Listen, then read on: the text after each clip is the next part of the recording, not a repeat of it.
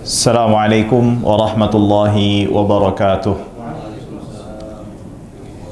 Innal hamdalillah nahmaduhu wa nasta'inuhu wa nastaghfiruh wa natubu ilaihi wa nastahdihi wa na'udzu billahi min shururi anfusina wa min sayyiati a'malina. Man yahdihillahu fala mudilla lahu wa man yudlil fala hadiya lahu.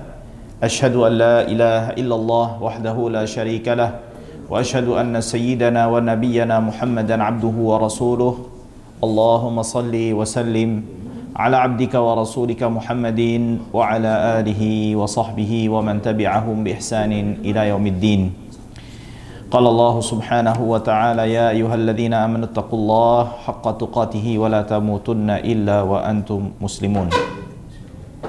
Baik para ikhwah sekalian, alhamdulillah kita bisa berkumpul kembali untuk melanjutkan kajian kita, pembacaan serta penjelasan kitab Al-Yaqut An-Nafis fi Madhhabi Ibn Idris karya Sayyid Ahmad Ibn Umar Asy-Syatiri rahimahullahu ta'ala.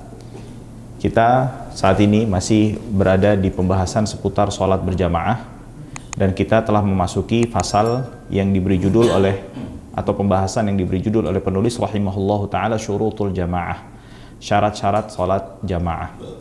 Syarat yang dimaksud di sini, sebelum kita mengetahuinya, kita juga harus mengingat kembali, syarat itu adalah sesuatu hal yang harus dipenuhi dan harus dikerjakan, ya. Ia memiliki kesamaan dengan rukun, bila tidak dipenuhi dan tidak dikerjakan, menjadikan ibadah yang dikerjakan tersebut tidak sah dan diterima, ya. Akan tetapi perbedaannya, syarat itu ada di luar atau sebelum daripada rangkaian ibadah itu dimulai, adapun rukun itu berada di dalam rangkaian ibadah. Nah, syarat yang dimaksud oleh penulis rahimahullahu ta'ala di sini adalah syaratus shihhah, syarat yang menjadikan ibadah itu sah untuk dikerjakan dan dilakukan, ya. Karena syarat ini juga dibagi menjadi dua, syaratul wujub, syarat yang mewajibkan sehingga ibadah itu wajib, harus dilakukan ketika syaratnya telah terpenuhi. Ada syarat yang menjadikan ibadah itu sah atau tidaknya itu dengan syaratnya itu dipenuhi atau tidak. Nah, yang dimaksud oleh penulis di sini kan penulis tidak menjelaskan kan syarat yang dimaksud oleh penulis di sini apa. Tapi yang dimaksud di sini adalah syaratus shihhah, artinya syarat yang mensahkan, yang menjadikan sholat jamaah yang dikerjakan oleh seseorang yang mengerjakan itu menjadi sah. Nah, di sini penulis rahimahullahu ta'ala mengatakan syurutul jama'ati 13. Syarat-syarat salat jamaah itu berjumlah 13. Jadi ada 13 syarat sah yang harus dipenuhi dan dikerjakan ketika atau sebelum melaksanakan salat berjamaah. Yang pertama adalah alla ya'lamal ma'mum butlana salati imamihi, yaitu seorang makmum itu tidak mengetahui secara yakin, ya, secara pasti bahwasannya sholat imamnya itu tidak sah, ya. Artinya bila seorang makmum mengetahui bahwasannya imamnya itu melakukan sesuatu hal yang membatalkan sholat, ya, seperti berhadas, ya, dan misalnya tidak melengkapi syarat-syarat sah sholatnya seperti tidak menutup aurat, maka tidak boleh, ya, dia bermakmum dengan imam tersebut, ya. Dikarenakan seseorang ketika melakukan sholat berjamaah itu sama halnya dia mengkaitkan sholatnya kepada imamnya, yang dimana tentu dia harus mengaitkan dengan seseorang yang sedang melaksanakan sholat. Artinya ketika seseorang, ya, itu batal sholatnya, maka tidak bisa seseorang yang lainnya atau makmum mengkaitkan sholatnya kepada orang tersebut. Lalu yang selanjutnya adalah wa an la ya'taqidahu, dan seorang makmum itu tidak meyakini akan batalnya sholat imam tersebut. Makna di sini adalah ketika terjadi perbedaan pendapat antara si imam dengan si makmum perihal hal-hal yang membatalkan sholat. Tentu kita mengetahui ada beberapa permasalahan yang diperselisihkan oleh para ulama mengenai pembatal sholat. Ada yang disepakati, tetapi kadang juga berselisih di dalam perinciannya. Seperti bergerak di dalam sholat, kita mengetahui kan itu gerakan dengan gerakan yang banyak itu membatalkan sholat. Tetapi ulama berselisih dalam hal perinciannya. Yang dikategorikan banyak itu seperti apa, ya. Nah, yang dimaksud di sini kita lebih mudahkan adalah mengenai hal yang diperselisihkan. Seperti halnya apa? Misalnya salah seorang makmumnya itu bermadhab Syafi'i, dan si imam bermadhab Hanafi, ya. Yang kita ketahui di dalam madhab Hanafi ini tidak mengapa bila seseorang laki-laki ya menyentuh perempuan dan tidak membatalkan wudhu. Nah, adapun di dalam madhab Syafi'i sebagaimana yang sudah kita ketahui dan sudah kita pelajari, bila seseorang dalam kondisi berwudhu lalu menyentuh perempuan yang bukan mahramnya, itu membatalkan wudhu. Nah, pada satu kesempatan bila seorang yang bermadhab Syafi'i ini bermakmum dengan seorang imam yang bermadhab Hanafi ini, dia melihat secara pasti dan diketahui secara yakin bahwasannya imam ini misalnya tadi sebelum sholat dia menyentuh istrinya misalnya. Nah, tentu dalam keyakinan seseorang yang bermadhab Syafi'i ini artinya apa? Wudunya batal. Nah, ternyata si imam ini tidak mengulangi dan memperbaharui wudunya lalu langsung dia melaksanakan sholat. Maka si makmum ini tidak boleh apa? Orang ini tidak boleh bermakmum dengan orang tersebut. Begitu juga sebaliknya, misalnya dalam mazhab Syafi'i itu keluarnya darah dari tubuh, luka itu, ya, atau mimisan, keluarnya darah itu dari tubuh, luka itu bisa membatalkan wudhu. Nah, seorang Syafi'i, misalnya kita mengetahui di dalam mazhab Syafi'i itu keluarnya darah dari tubuh itu tidak membatalkan sholat, ya. Begitu juga sebaliknya seorang makmum tersebut tidak boleh berimam dengan seorang yang menurut keyakinannya itu dia melakukan atau terjadi hal-hal yang membatalkan sholat si imam. Baik. Lalu yang selanjutnya adalah wa an la ya'taqida wujuba qada'iha alaihi. Dan si makmum ini ya tidak meyakini akan wajibnya atau wajibnya sholat si imam itu untuk diqadha. Seperti seseorang yang misalnya melakukan tayamum ya di daerah yang umumnya air tersedia dengan cukup. Ya, kita tahu kalau misalnya di satu daerah air tersedia dengan cukup, lalu orang tersebut bertayamum pada kesempatan satu kesempatan tiba-tiba air hilang atau tidak mencukupi untuk dia melakukan thaharah. Nah, maka ketika seorang ini melakukan tayamum, maka kita ketahui harus apa dia? Ketika nanti mendapati air, dia harus untuk mengulangi sholatnya. Ya. Atau kenapa? Enggak, pokoknya intinya orang ini kan kita tahu orang ini harus qadha nanti sholatnya.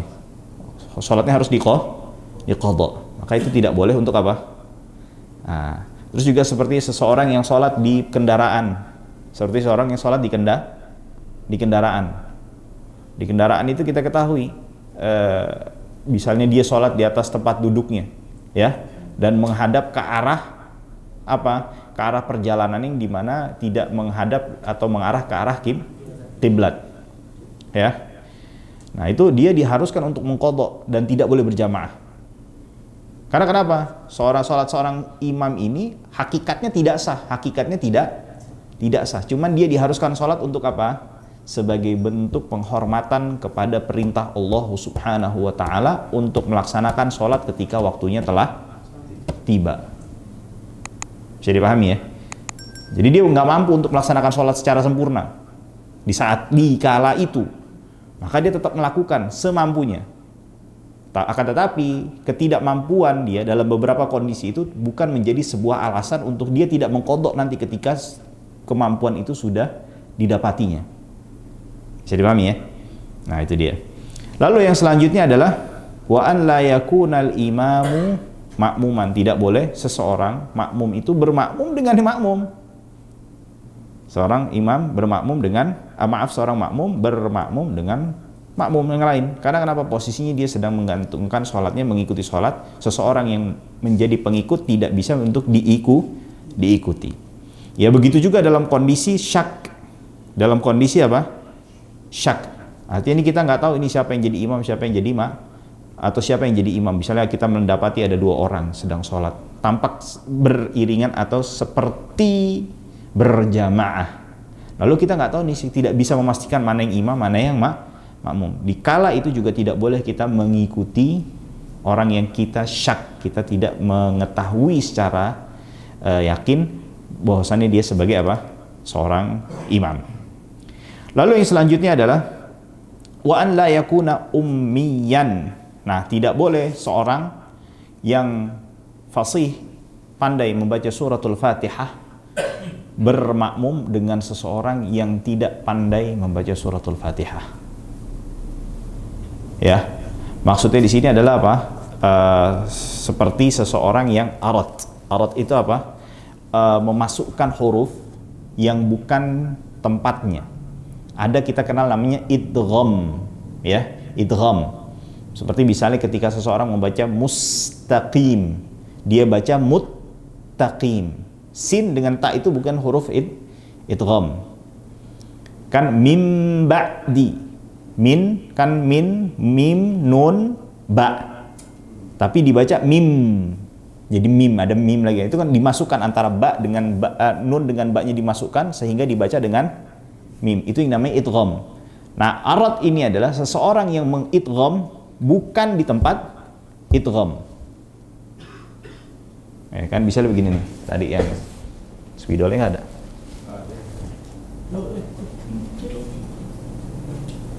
Oh ya. Ya. Jadi seperti kan bisa nih ya.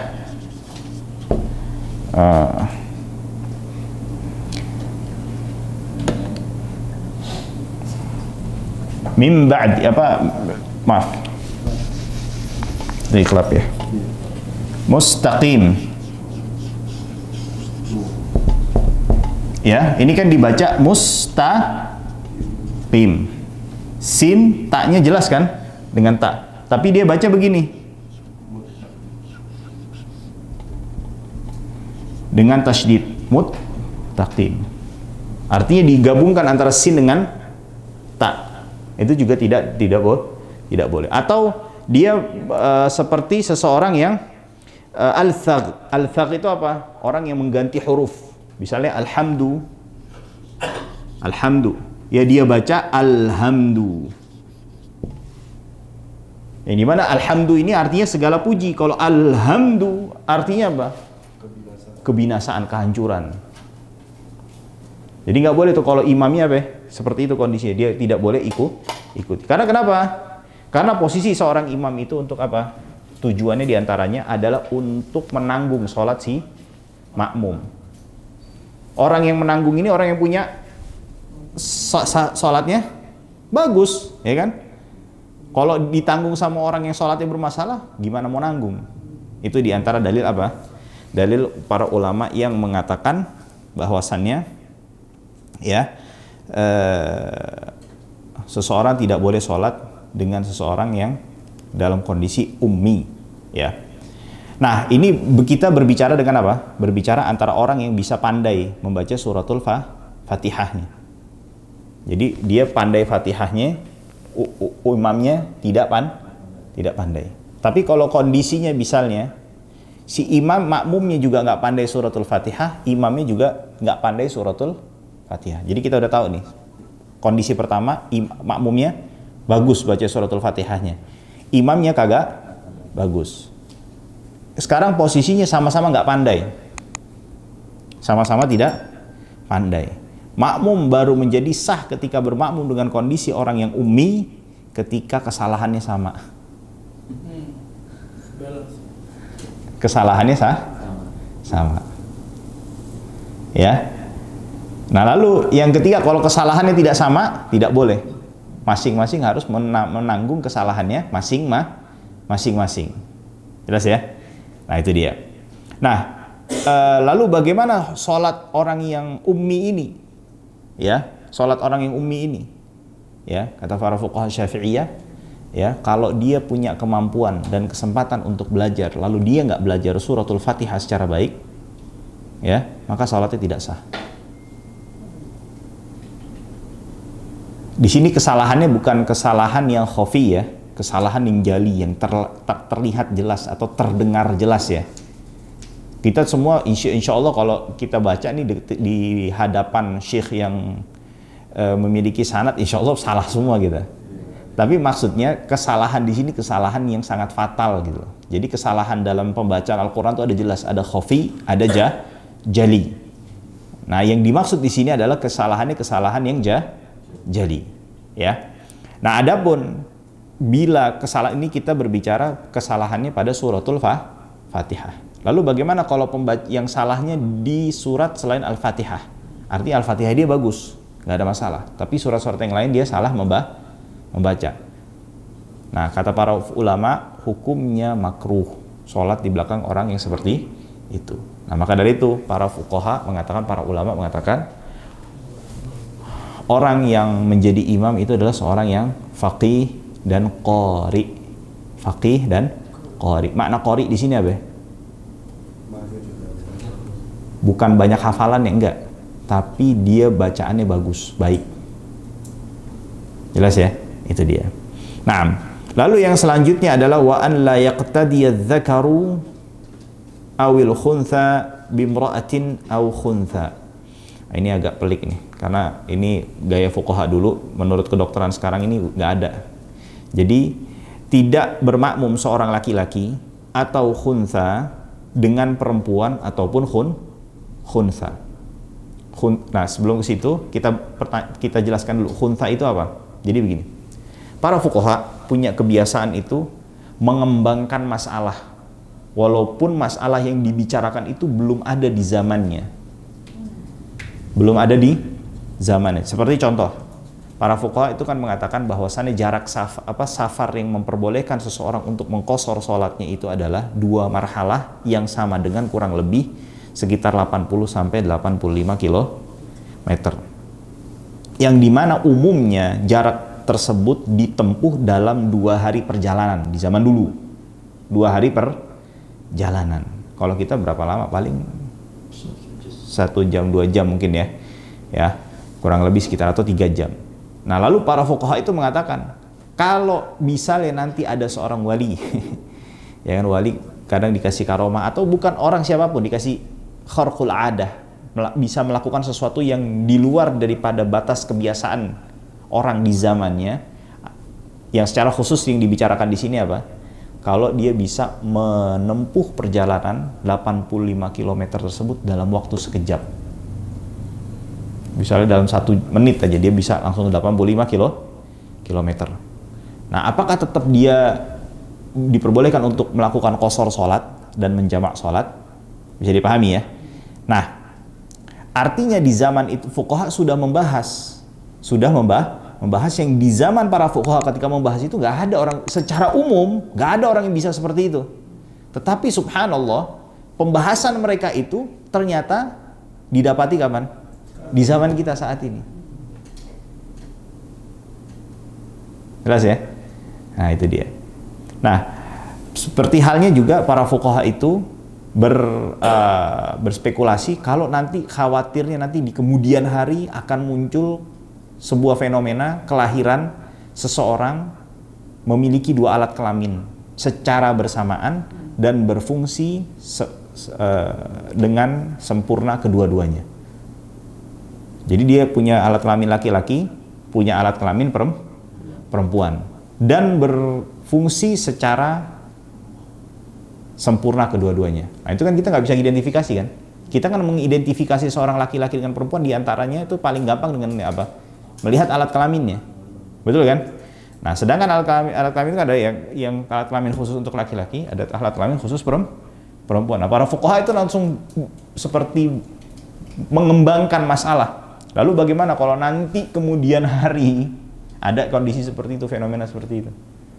Nah, walaupun kedokteran modern saat ini bisa hampir memastikan bahwasannya nggak akan mungkin terjadi. Artinya mungkin ada dan telah terjadi seseorang dilahirkan dengan memiliki 2 alat kelamin, tetapi pasti ada salah satu di antara keduanya yang lebih dominan. Bisa dipahami ya? Nah, sekarang pertanyaannya seperti ini, boleh nggak seorang laki-laki tentu kita nggak tahu, seorang laki-laki tidak boleh bermakmum dengan perempuan. Sekarang kalau laki-laki bermakmum dengan khuntha, itu tadi khuntha itu yang tadi memiliki dua alat kelamin dan berfungsi secara sempurna kedua-duanya di saat dalam waktu yang bersamaan. Nah, itu disebut dengan khuntha. Dengan bukan banci atau bencong kalau bahasa orang yang enggak. Itu lain lagi tuh. Nah, boleh nggak dia bermakmum dengan khuntha? Nggak boleh. Karena kenapa? Dikhawatirkan nanti di kemudian hari akan muncul mana yang lebih dominan. Toto kalau dominannya perempuan, artinya di saat itu dia bermakmum dengan siapa? Perempuan. Jadi pahami ya? Nah, begitu juga seorang khuntha tidak boleh bermakmum dengan perempuan. Karena kenapa? Dikhawatirkan nanti di kemudian hari dia lebih dominan laki-laki. Begitu juga si khuntha tidak boleh bermakmum dengan khuntha. Dikarenakan bisa jadi si makmum dia itu adalah laki-laki sedangkan si imamnya adalah perempuan. Hah? Sebenarnya diri sendiri aja nih kalau ada orang yang dalam kondisi khuntha. Makanya nanti kita ada pembahasan itu urutan soft salat itu seperti apa? Laki-laki, anak-anak, khuntha terakhir. Di antara mana? Maksudnya di soft sebelum perempuan, baru perempuan. Dia tidak ditaruh di perempuan, tapi tidak dengan laki-laki. Karena khawatir apa? Itu jelas ya. Tapi antum kalau misalnya dikumpulkan itu dalam kitab fikih masalah-masalah, maka dari itu Syekh Ali Qurradaghi itu salah seorang pakar ilmu ekonomi Islam modern itu, beliau pernah ditanya oleh Syekh Abdul Ilah Al-Arfaj. Beliau mengatakan, Syekh, antum ini ketika menyusun sebuah paper untuk dipaparkan dalam membahas sebuah permasalahan ekonomi kontemporer, itu menjadikan rujukan kitab-kitab klasik itu berapa persen? 80%. Artinya apa? Kitab-kitab klasik nih, kitab-kitab yang mungkin ulama itu nggak tahu tentang akad ini, akad itu, ya, yang ada di bank itu seperti apa, mungkin nggak tahu, nggak pernah dengar, tapi sudah bisa dengan memberikan kaedah-kaedah panduan-panduan umum itu yang menjawab permasalahan-permasalahan yang akan datang di kemudian hari. Nah itu, Masya Allah, fuqaha kita ini jihbidh, orang-orang yang luar biasa. Baik. Lalu yang selanjutnya adalah yang tidak syaratnya yang ketujuh adalah wa an la yataqaddama ala imamihi fil makani. Tidak boleh seorang makmum itu berdiri lebih maju daripada imamnya. Nah, tolak patokannya apa? Dikatakan seorang makmum itu berdiri lebih ke depan daripada imamnya adalah ujung tumit. Kalau dia berdiri. Kalau dia duduk adalah bokongnya. Kalau dia duduk adalah bokongnya. Artinya tidak boleh seseorang ketika sholat berjamaah ini, ya, ujung tumitnya si makmum ini lebih maju. Walaupun kaki si imam ini tidak terlihat ujungnya ya. Maksudnya tidak dibalap lah sama kakinya si makmum, karena misalnya kaki imamnya lebih panjang. Ya, tapi tolak ukurnya di mana? Tumit, ya. Nah, kalau sejajar baru mau dijawab, baru mau dijelasin itu. Kalau sejajar hukumnya makruh. Hukumnya apa? Makruh, ya. Mohon sedikit agak bersabar, insya Allah ada perincian ya. Nanti sebelum antum udah bertanya di kepikiran, toto nanti pas ini ada jawaban nanti, karena suka begitu. Ya. Kalau bersejajar hukumnya adalah makruh. Nah, makanya itu para fuqaha Syafi'iyah mengatakan apa? Afdolnya menjadikan ujung jari si makmum itu sejajar dengan ujung tumit. Itu yang paling afdol. Tapi minimalnya intinya harus bergeser agak sedikit mundur. Afdolnya ujung jari daripada kaki si makmum ini sejajar dengan apa? Tumitnya si imam. Ya.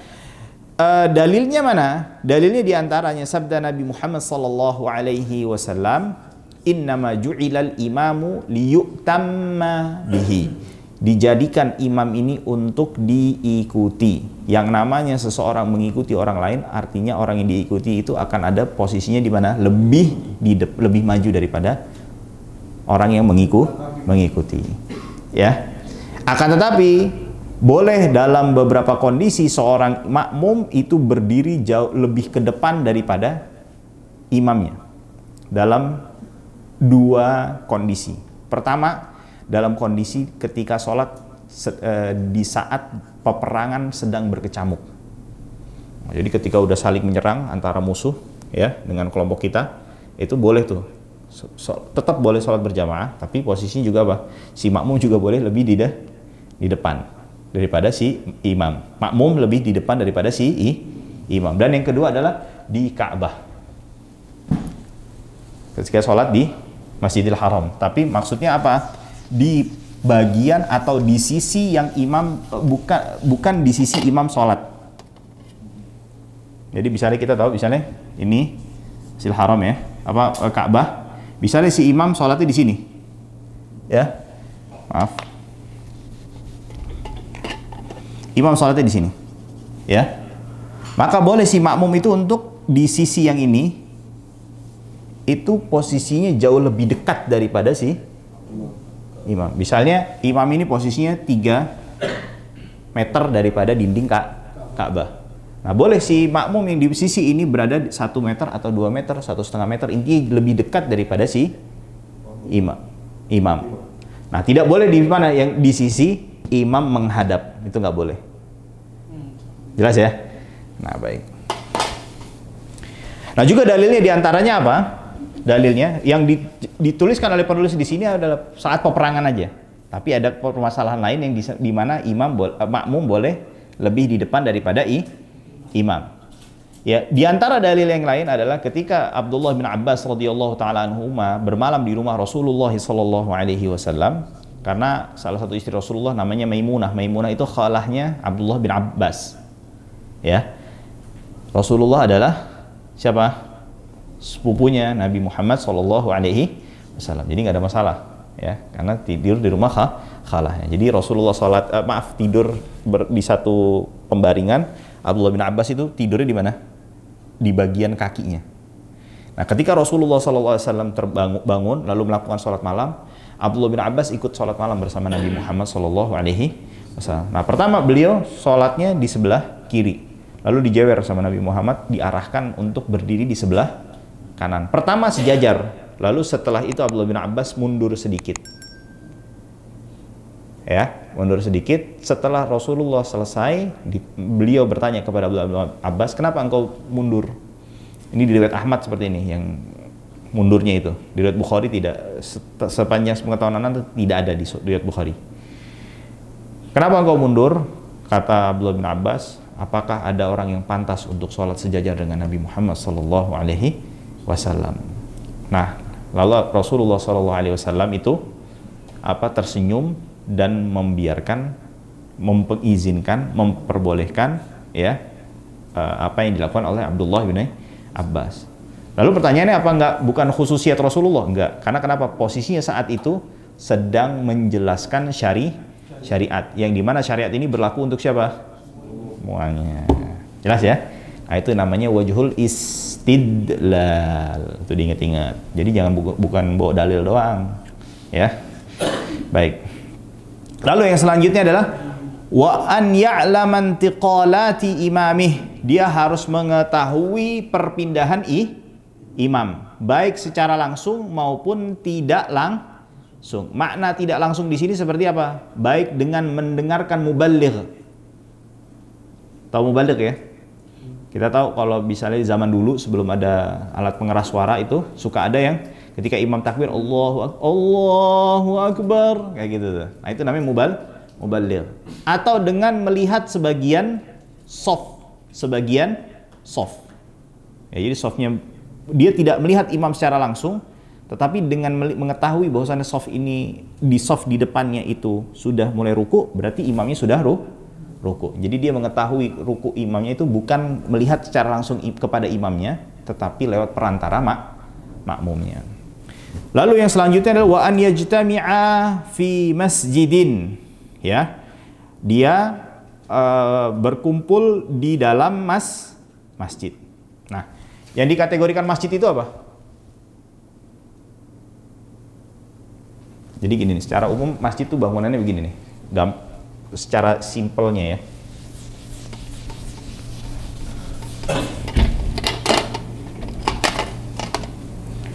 Ruang sholat utama begini kan biasanya ya. Gini ya. Nah ini misalnya pekarangan, betul ya? Oke. Lalu nanti ada bangunan tambahan di sini biasanya nih. Betul nggak? Nah, yang dinamakan masjid itu yang mana? Hah? Tempat orang sholat. Berarti di sini aja? Semua. Sama luar juga. Sama yang luar mana? Ini? Iya. Ini? Enggak. Oke. Ada yang jawaban lain? Ada orang sholat. Semuanya tuh. Semua tuh semua yang mana? Semua ini pekarangan ini. Pokoknya batasannya ini. Sampai pintu keluar masjid, Ustaz. Pintu keluar masjid. Pintu keluar masjid. Pintu maksudnya pekarangan. Iya, masuk pekarangan. Oke. Yang masjid untuk bicara sholat berjamaah ya. Kita bicara konteksnya sholat berjamaah. Nanti ada di bab-bab lain itu bicara masjidnya beda lagi. Maksudnya yang masuk masjid mana gitu. Yang belakang imam maksudnya sini doang berarti? Enggak, seluruh halaman di belakang imam. Di belakang imam, berarti depan enggak gitu? Ya. Oke. Dalam sholat jamaah, yang dimaksud masjid ini dan ini doang. Artinya apa?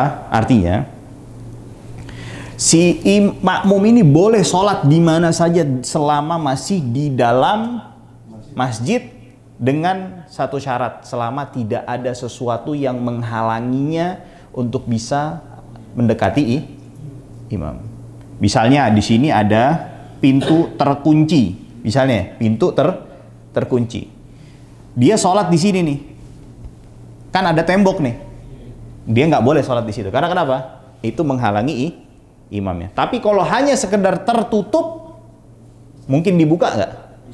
Nah, itu diperbolehkan. Jelas ya? Selama masih di dalam masjid. Masjidnya 10 tingkat, 10 tingkat. Selama ente masih tahu sholatnya imam, masih ketahu sholatnya imam, gerak-geriknya apa, perpindahannya, boleh sholat. Nggak ada masalah. Ini kita bicara sahnya ya, bukan bicara afdolnya. Nah, adapun ketika kita bicara sebagian imam ada, sebagian yang ada di masjid, maaf, imamnya di masjid, sebagiannya di luar masjid. Nah, itu makanya kata penulis, wa an yajtami'a fi masjidin au fi 300 dhira', yaitu 300 dhira' hasta, yaitu kurang lebih 150 meter. Jadi tidak boleh antara si makmum dengan apa? Jarak lebih 150 meter. Dengan apa? Bukan imam, akhir masjid. Bisa dipahami ya? Jadi masjid kan ini kan? Jadi antara dia nih, antara ini nih, misalnya dia ada 300 meter, misalnya saking gedenya nih masjid nih, kayak masjid Atin gitu, ya. Imamnya hatta di mihrab. Kalau 150 meter dia nggak apa-apa. Tapi kalau udah lewat 150 meter, tidak sah sholatnya. Kecuali ada soft yang mengekor sampai ke mendekati dirinya. Ini kita bicara antara si imam aja sama si makmum dengan si imam. Bicara ini kita harus pahami ya konteksnya ya. Paham ya? Ini yang tadi Anda bicara di dalam masjid, ini juga kalau makmum dengan imamnya berdua aja. Ini kita bicara dari sisi apa? Sahnya. Berarti maksudnya tuh makmum yang soft terakhir sama makmum yang di belakang soft terakhir itu nggak boleh lebih dari 150 meter gitu? Iya, untuk sahnya. Kalau misalnya ada ngekor nih, misalnya ngekor, terus di sini soft terakhir, misalnya, ini tidak boleh antara soft terakhir dengan dia lebih daripada 150 meter. Kosong. Jelas ya? Nah, makanya kalau Masjidil Haram bangunan sampai pintu itu pelataran tuh yang habis pagar. Jadi nggak boleh antara soft terdepan yang di pelataran dengan soft terakhir yang di bangunan itu sampai berapa? Lebih daripada 150 meter. Jelas ya? Nah ini kalau kita bicara dalam mazhab Syafi'i. Kalau mazhab Maliki yang paling gampang. Mazhab Maliki selama masih tahu sholatnya imam sah. Hatta ente di depan mau di mana terserah. Bahkan dalam mazhab Maliki itu misalnya masjid di sini, ya. Terus ada rumah di sini, rumah di sini, rumah di sini, rumah di sini, rumah di sini, rumah di sini, rumah di sini. Paham ya? Jelas ya? Imam sholat di sini. Ente tahu sholatnya imam tuh dari rumah ente. Ente boleh berjamaah sama dia. Hah? Enggak, kalau deket ya. Iya, kalau deket. Iya. Ini kita bicara sahnya ya. Kita bicara sahnya. Jadi nggak bisa ya, imaman online nggak bisa ya? Nggak bisa. Online nggak bisa, harus fisik. Iya. Nah, lalu pertanyaan sekarang ini harus kita ketahui dulu. Ini hati-hati. Kadang-kadang ada orang yang begini nih. Ini sedikit. Ini baik. Sebelum situ takriban kata penulis kira. Artinya kalau bisa lebih 151, 152, 153 nggak ada masalah. Karena sifatnya adalah perkiraan. Baik. Sekarang ada masalah. Kita bicara yang afdolnya untuk menghindari melakukan hal yang dimakruhkan ketika sholat berjamaah. Misalnya ini imam, makmum itu tidak boleh, atau makmum dengan soft yang terakhir, itu tidak boleh lebih dari 3 hasta. Jaraknya antara dia berdiri, ya, berdiri dengan apa? Khilaf ulama, patokan pertama ini ujung tumit, sebagian yang mengatakan dari ujung jari, ya, 3 hasta kurang lebih itu sekitar berapa? 1,5 meter. Jadi kan kadang-kadang ada yang karena menghindari untuk terpotong soft, akhirnya dia bikin soft di sini, soft lagi di belakang sini. Ada tuh yang kayak gitu tuh. Ini dibiarin kosong nih. Hah? Ada kan? Nah, ini makruh. Makruhnya, makna makruh di sini adalah menghilangkan pahala sholat berjamaah. Jadi sholat jamaah cuma sah doang, sah aja. Pahalanya hilang. Jadi dia bikin soft lagi di sini, baru dia bikin soft. Jadi mami ya. Nah, jadi jangan antara si imam dengan makmum atau si makmum dengan soft yang terakhir lebih daripada 1,5 meter. Bisa dipahami? Alhamdulillah. Oke, kita lanjutkan.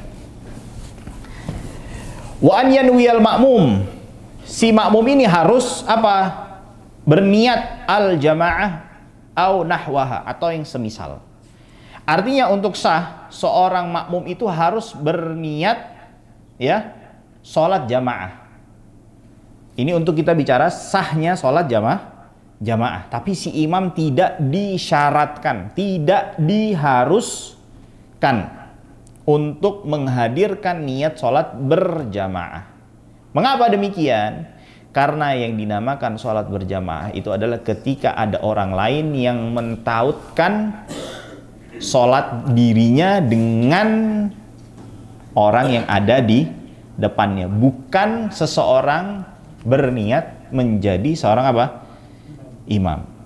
Dan juga di antara dalilnya adalah apa? Ketika Rasulullah SAW di tengah sholat, tiba-tiba ada sahabat yang apa? Datang bermakmum. Ya, jadi di sini tidak disyaratkan. Nah, wa nahwaha, seperti nawaitu sholatal jamaah, atau nawaitu apa? Usolli fardhu dhuhri makmuman, atau usolli fardhu dhuhri, atau usolli fardhu isya'i jama'atan. Nah, itu seperti itu. Baik. Lalu yang selanjutnya adalah wa an yatawafaqa nadhmu salataihima, untuk sinkron pola sholatnya. Jangan orang sholat zuhur di belakang seorang sholat jenazah, nggak sinkron, betul kan? Misalnya ada orang sholat subuh di belakang orang sholat gerhana. Karena kenapa sholat gerhana ini sama sholat subuh sama-sama 2 rakaat kan? Betul, tapi ada perbedaan nggak? Ada. Setiap rokaatnya terdiri daripada 2 ruku. Jelas ya? Tapi para ulama mengatakan kalau dia masbuk ya, masbuk di rokaat kedua di saat ruku kedua itu boleh. Karena kenapa? Karena cuma dapat rukunya satu, itu diperbolehkan. Lalu yang selanjutnya adalah wa an yuwafiqal ma'mumul imama fi kulli sunnatin fahishatil mukhalafah. Hendaknya si makmum ini ya untuk mengikuti si imam dalam hal-hal yang disunahkan. Bila tidak mengikuti itu dianggap adanya penyelisihan yang terlalu terlihat mencolok. Seperti apa misalnya? Kalau kita tahu sujud tilawah itu sunnah apa wajib? Sujud tilawah sunnah. Nah, ketika baca imamnya terus sujud, kan imamnya melakukan apa? Suatu hal yang disunnahkan. Tahu-tahu si makmum nggak sujud, ya? Nggak sah. Karena kenapa? Perbedaannya mencolok. Jelas ya? Nah, itu dia. Nah, itu tidak diperbolehkan. Ya. Nah, begitu juga bagi si makmum, misalnya dia lupa. Misalnya si imamnya bangkit daripada bangkit ke tahiyat awal. Toto si makmumnya dia bangkit secara tidak sengaja ke rakaat ketiga. Maka wajib dia untuk kembali. Padahal kita tahu duduk tahiyat pertama ini hukumnya apa? Sunnah. Jelas ya? Nah, atau sebaliknya, si imamnya berdiri, dia melakukan sunnah tahiyat awal. Itu kan ini ya terlalu mencolok nggak? Nah, kalau seperti itu baru dia batal. Lalu yang selanjutnya adalah wa an yutabi'ahu. Dia mengikuti step by step tuh sholat imamnya. Artinya apa? Tidak boleh seorang makmum lebih dulu mendahului imam 2 rukun gerak, atau sengaja membiarkan imamnya mendahului dirinya sampai 2 rukun gerakan tanpa ada uzur. Maksudnya bagaimana? Jadi misalnya si makmumnya lagi berdiri, ya, terus dia nggak ada uzur, nggak ada apa, membiarkan aja. Toto si imamnya ruku, i'tidal, begitu dia mulai turun ke sujud, artinya sudah ada 2 rukun, batal. Jelas ya?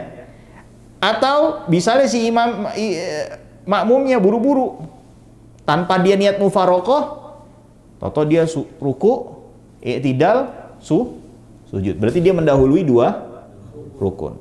Baru di sini dia sholatnya si makmum batal karena tidak melakukan yang namanya mutaba'ah, dan hukumnya adalah apa? Tidak diperbolehkan, ya. Hukumnya adalah tidak diperbolehkan. Hukumnya adalah tidak diperbolehkan, haram, ya. Ini menurut ya Ramli, ya. Nah, baik, insyaallah kita akan lanjutkan, ya. Kita sampai sini dulu syurutul jamaah, sunanul jamaah, dan hal-hal yang dimakruhkan untuk dilakukan ketika sholat berjamaah di kajian yang akan datang. Wallahu taala a'la wa a'lam wa ahkam, wa sallallahu alaihi wasallam ala nabiyyina Muhammadin wa ala alihi wa sahbihi ajma'in.